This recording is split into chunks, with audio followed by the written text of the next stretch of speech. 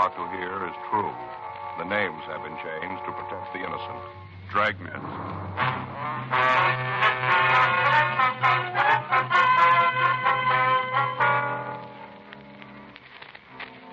You're a detective sergeant. You're assigned a robbery detail.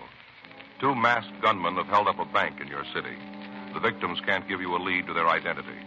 Your job, find them.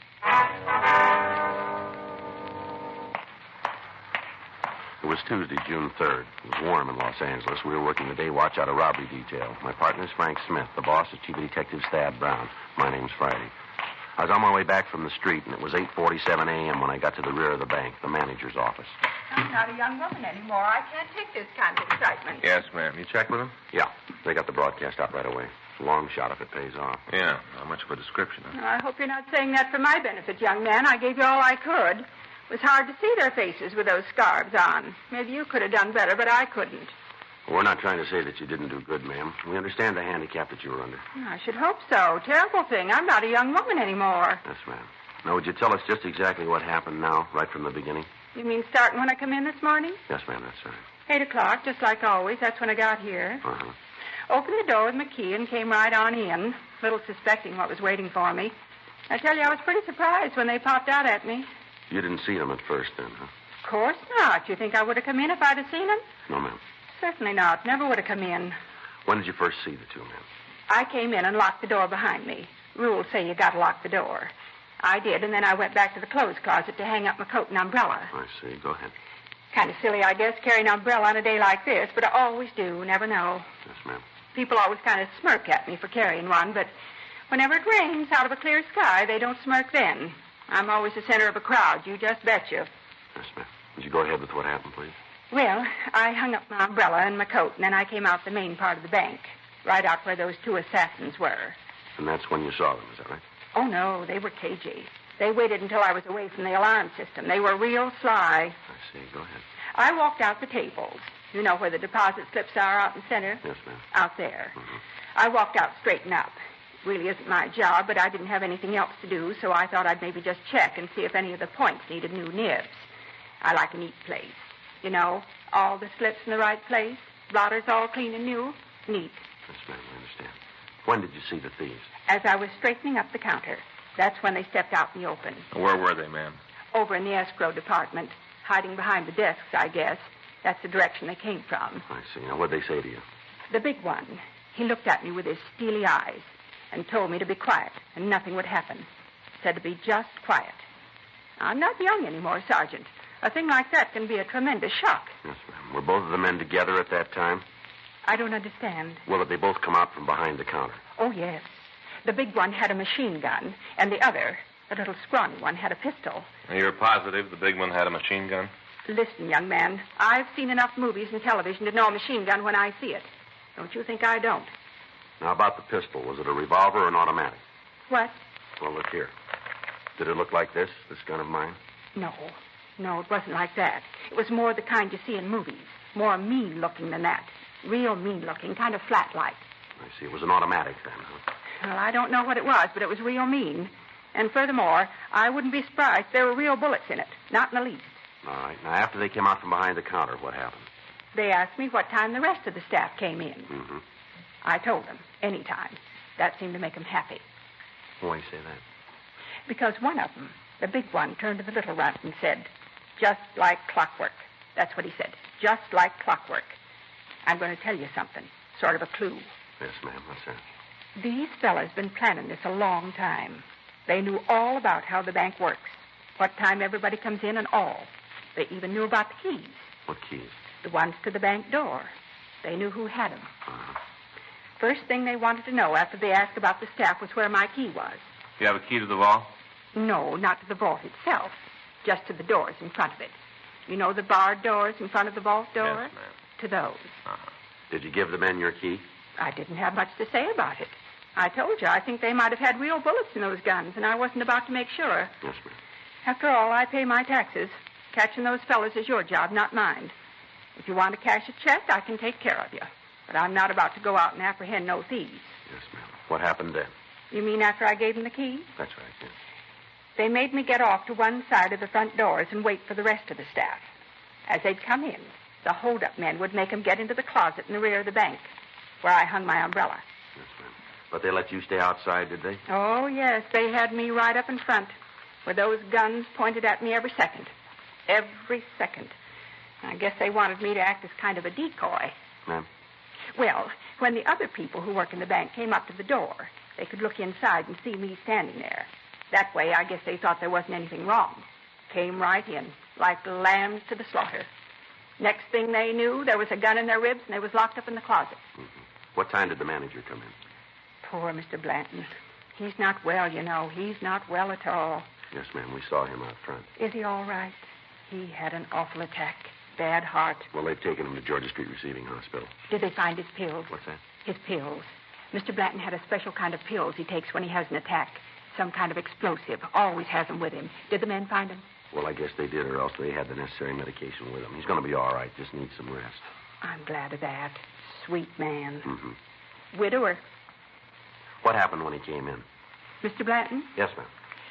Well, he was just about pulled right in off the streets. He just got his key in the door, and they practically just yanked him right in. Right away, wanted his key to the vault door. You have to have both of them in order to open it. Both of them have to be turned at the same time. I see. They asked him for his key. At first, he didn't want to give it to him. Told him to get out of his bank and to stop the foolishness. Just like that, he told him. I thought they were going to shoot him, but they didn't. I think if it hadn't been for the big one, they would have. The scrawny one wanted to kill Mr. Blanton right in cold blood. Uh-huh. But the big one stopped him. Said to just get on with the job and get out of there. That's what he said, to get out of there. That's when Mr. Blanton passed out, cold, right on the floor. Attack. Do you want to go ahead? Well, I guess they just about had a fight between themselves over that. Oh, how do you mean? The big one really read the runt off. Told him he was stupid for making poor Mr. Blanton pass out. Said that now they'd have to wait for the combination of the safe. But I stopped that. How's that? I gave him the combination. You told him how to open the safe, did you? Certainly. With poor Mr. Blanton laying there on the floor, all I could think about was them getting out of there. That's all that was important. That's when they opened the safe, didn't they? Yeah. Went right over to Mr. Blanton and got his key out of his pocket and unlocked the door. By then, the lock had switched off, and they just opened up the vault and went in. Cleaned it right out. Just scooped up the money and put it in a black bag and left. First off, of course, they locked me up in the closet with the others, and then they left. Now, who turned in the alarm? I guess it was Mr. Blanton. He was laying on the floor where he'd fell. I guess he came to enough to get to the alarm system and turned it on. Must have been him. Wasn't anybody else who could have done it. Mm-hmm. During the time the men were in the bank, did you hear them use any names? I don't think I understand what you mean. Well, do they call each other by name at any time? Not that I heard. Is it important? Well, it'd help. I didn't hear him use any, but if worse comes to worse, I can do something about it. Yes, ma'am. I've got a couple for him.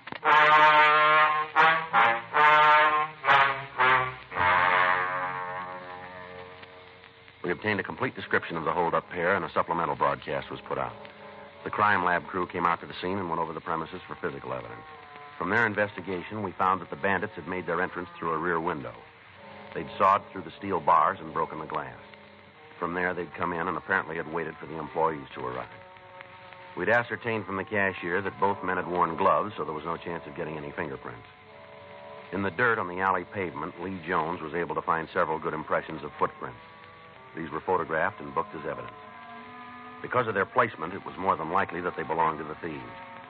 Also in the alley, he found several broken hacksaw blades. These were booked, their numbers noted, and a request sent to the manufacturer for the name of the store that had sold them. The other employees of the bank were questioned, and they verified the story and the description that we'd gotten from the cashier. The stats office started a run on the M.O. used, and the victims were taken downtown and asked to go through the mug books. They were not able to give us an identification of the thieves.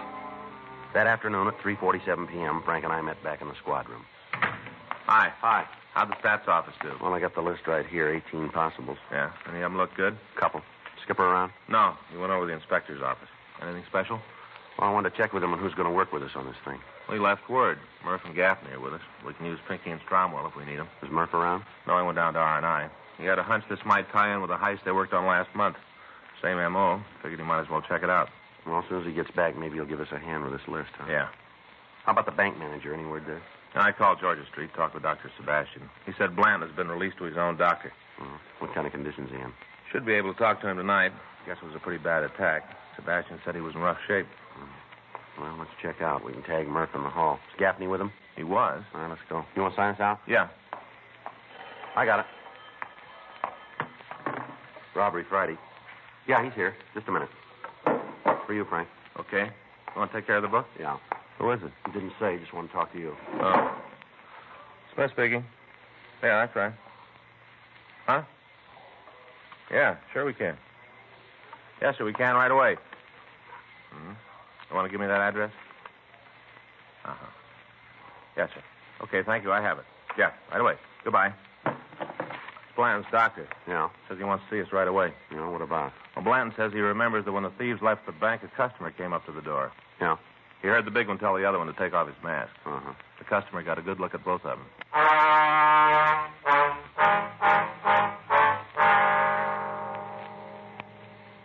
We left the office immediately and drove over to the bank manager's home. We talked with his doctor, and we obtained permission to ask a few questions. Blanton told us that as the two thieves had left the bank, a woman passerby had noticed the bank manager's key still in the front door lock. She'd stopped and knocked at the door to notify someone in the bank about the keys. As she did, the two hold-up men had taken off their masks and passed directly in front of her. We asked Blanton if he knew the woman, but he said that he'd never seen her before. We asked if it was possible that she might be a customer of his bank. He said it was possible that he'd just never seen her before.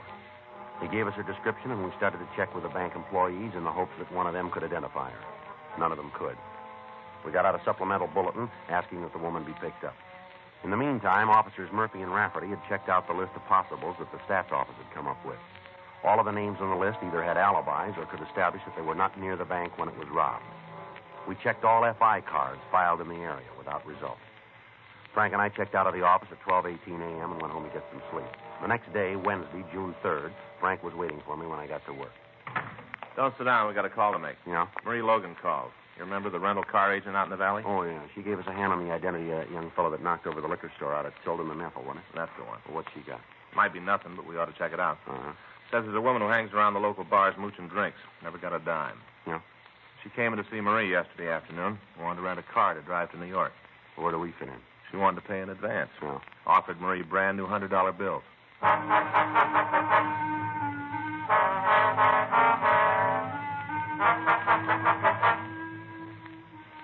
From the statement we'd gotten from the bank, we knew that in the $34,000 the thieves had taken, there were several $1,000s in $100 bills. Frank and I signed out of the office and drove out to the San Fernando Valley.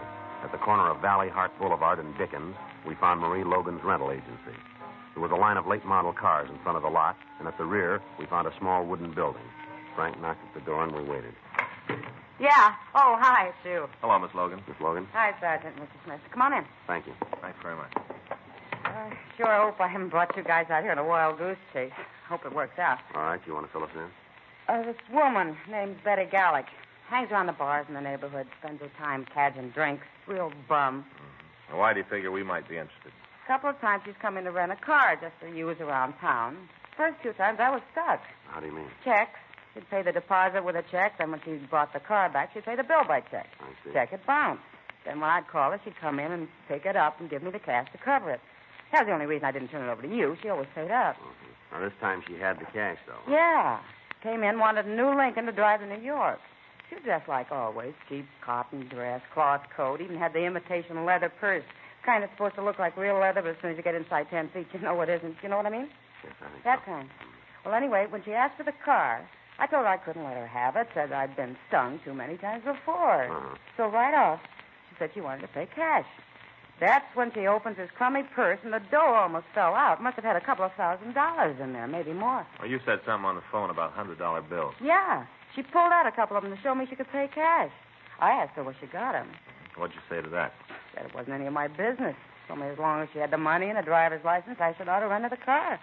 I thought I ought to check with you first. Mm-hmm. Now, you got an address on this Gallic woman? Yeah. After I called this morning, I checked through the records. Got her home address and her driver's license number. She got any friends you know of? Just about on every bar stool where she hung out. I mean anyone special. Oh, I don't know. I saw her a couple of times with the same guy in the place down at the corner. Hot days, I sometimes go down there for a beer. Mm-hmm. Well, I've seen her there with this one guy a couple of times. Do you know who he is? No, not his name. I've seen the two of them drive away together a couple of times. He's got a flashy convertible. Guess he drove it out here. Well, how do you mean? The car's got a New York license plate. Oh, excuse me. Yes, ma'am. Go ahead. Logan Rental Service. Yeah. Uh-huh. Yeah, I know her. Yeah. You sure about that? Sure. Okay. Thanks. Goodbye. That tears it. What's wrong? There was a rental agency in Hollywood. Called to ask me about Betty Gallick. Seems she gave me as a reference. Yeah. Came into their place and rented a car from them. Paid cash for it. Was she there now? No, she left for New York this morning.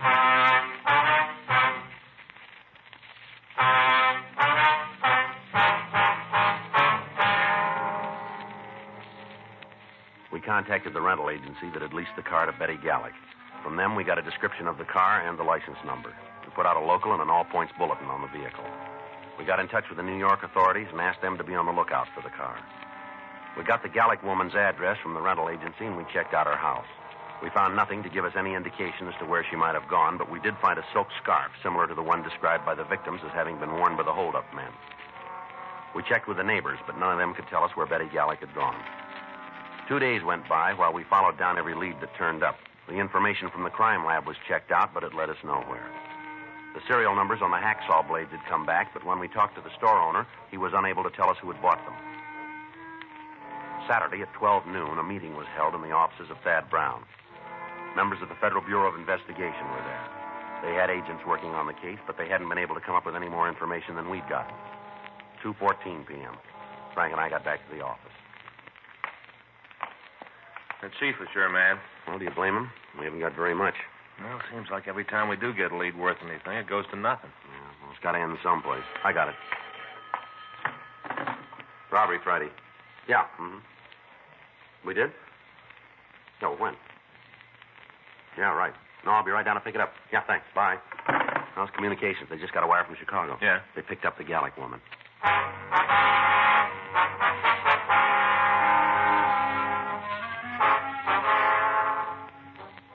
Betty Gallick had been picked up south of Chicago and held in answer to our communication. However, when she was picked up, she was in the company of 2 other women. They were identified as her sisters. We made arrangements to talk to her by long-distance telephone. As soon as we started to ask her questions regarding the bank robbery, she admitted being the driver of the getaway car. She told us that the theft had been planned by a man she knew only as Dean. She was unable to tell us any more about him. She went on to say that she'd met him in a bar in the valley along with the other 2 men. She identified these 2 men as Richard and Matt. She was unable to give us their last names or tell us any more about them. She did say, however, that Matt was from New York and that as far as she knew, he was there at the time. She went on to say that he was not with the trio when the bank was held up. We questioned her further, but she was unable to give us any additional information on the 3 men. She did, however, tell us that they had stayed at a motel located on Sepulveda Boulevard. She gave us the name and the approximate location. She was detained pending extradition in Chicago. Saturday evening, Frank and I drove out to the motel that the Gallick woman had mentioned. We rang the bell and waited. Yeah? Lights on. We got no vacancies. Police officers, we want to ask you some questions. What about? A couple of men who stayed here. Anybody in this place who's got trouble with the cops has to get out. You tell me who they are, and I'll throw them right at you. I don't want no trouble. Now, who are you looking for? One of them's tall, the other's short. Named Dean and Richard. What about the last name? We haven't got that. I don't need it. I know who you mean. Yeah. Sure. Dean Franklin, Dick Norton, a couple of no goods. They ain't here no more. You know where they are? I'm not sure. I think maybe I got an address in my desk. Come on in. Thank you. I'm Jim Allison. Well, it's Frank Smith. My name's Friday. What have the boys done? Just routine. We want to talk to them. You won't tell me, huh? Well, it'd be better if we talked to them about it. Well, have it your own way. I don't want to get mixed up in anything. Those boys got themselves a bucket of trouble. I want no part of it. While they was here, they paid their rent and didn't cause much trouble. That's all I was interested in, as long as they didn't cause any trouble. Yes, sir. How long ago did they leave? I guess it's about a week ago. I got it in the book, so I can check it for you if you want. Yes, sir. We'd like to have the information. Sure, I'll get it for you. Did they have any visitors while they were here? A couple of guys come around in the morning. That's about it, though. Look like bill collectors. The boys never let them inside. Used to talk on the porch. Mm-hmm. The 3 of them move out at the same time? No. Matt left a couple of days before. Said he was going back east. I think he had some kind of a job back there. They wasn't real chummy, you know. Kind of kept to themselves. All right, sir. Would you see if you got that address where they might be? Oh, sure. Forgot all about it. It's in the desk, I think. Always running into this kind of thing with a motel. Yes, sir. What's that? Wrong people renting rooms. We got no way of checking on them. Seems like whenever somebody's got trouble, they pick a motel to have it, and it never ends. Let's see. Yeah, here it is. They left this in case I got any mail for them, so just to send it on. Here you are. Thank you. It's a place out in West Los Angeles. Thank you very much, sir. Glad to help out. You can't tell me what this is about, huh? No, sir. It's police business. You figure you're going to have any trouble with them? Well, it's hard to say. It'll depend on how they want it. Well, if I was you, I'd take it easy picking them up. Why? But they know Franklin's got a gun.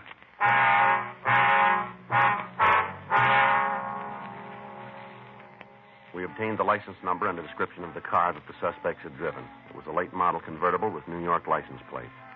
Before we left the motel, we called R&I and checked the names Dean Franklin and Richard Norton. We found that both of them had long felony records. We talked to Captain Donahoe and had 2 more teams of men sent out from the office to meet us at the address that we'd gotten from the motel manager. From what we knew of the 2 men, taking them into custody would be difficult. Frank and I left the motel and drove out to the address in West Los Angeles. It was a 1-story wooden building set well back on a weed-filled lot. A late model car was in the driveway. 10 minutes after we got there, Officers Murphy, Rafferty, Meade, and Leitner met us. Murphy had brought 2 sawed-off shotguns loaded with double-aught buck and several tear gas grenades. The only chance we had of taking them in without bloodshed was to use the one element on our side, surprise. Murphy and Rafferty went around to the street at the back of the house, and Leitner took the other. When all of us were in position, Frank and I prepared to move up to the front door. You all set? Just a minute. All right, let's go. I don't see anything. Well, they might have seen us. You better take it easy. All right.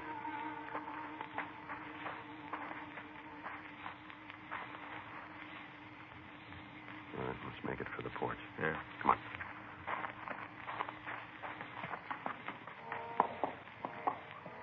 You okay? Yeah. All right, now I'll take the door. When we get inside, you go to the left, I'll handle the right side. Right. All set? Yeah.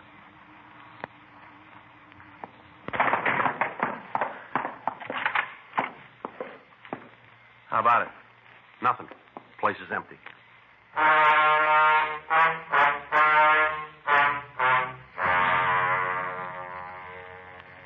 We searched the house, but we found no trace of the suspects. From the clothing in the closets, we figured that they had not moved out. And going over the house, we found a machine gun hidden in one of the bedrooms. The cartridge clip was loaded, and the gun was ready for use. We pulled the clip, called the office, and told them where we were, and then we settled down to wait for the suspects to return. Murphy and Rafferty covered the rear approaches to the house. Meade and Leitner were in cars parked down the street, and Frank and I waited in the front room. At 10:46 p.m., the phone in the house rang 3 times, and then it stopped. We waited for Franklin and Norton to come back. 11 p.m., 11:30. It's cold in the house. Midnight. 12:30, the phone rang again. 12:45. From down the street, we heard a car approach. Joe? Yeah. You see anything? Just a minute. Pull that curtain back. Yeah. It's a Ford sedan coming down this way. Uh-huh. Pulled into the driveway. Wait a minute. Yeah, it's them. Just the 2 of them? Near as I can tell, yeah. They're getting out of the car. Yeah. How about Leitner and me? Yeah, I see them. They're starting to get out of the car down there. Better cover the door. They're coming in. Right. Police officer, stand still. Run, Dick, run! Get the other one, Frank. Hold of that. Hey, Leitner, he's coming at you. No, hold of it. Bring on him, Frank. All right, Franklin, turn around. How'd you get to us? Who told you? Put your hands behind you. Who told you we were here? Somebody had to tell you. You'd never have got us without somebody tipping you. It was that lush Betty, wasn't it? It was her that told you. All right, outside. Come on, move. Had to be her. She was the only one that knew. Had to be her. You'd never have made it without her. You're wrong. Huh? We'd have made it. Come on.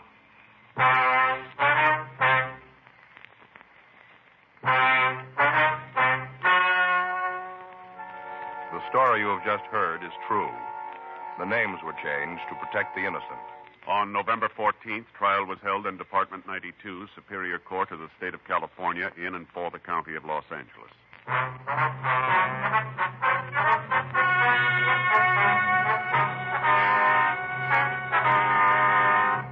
Dean Roger Franklin, Richard Henry Norton, and Betty Elaine Gellick were tried and convicted of robbery in the first degree. Robbery in the first degree is punishable by imprisonment in the state penitentiary for a period of from 5 years to life. Further investigation showed that Matthew Arthur Ross had no part or knowledge of the crime.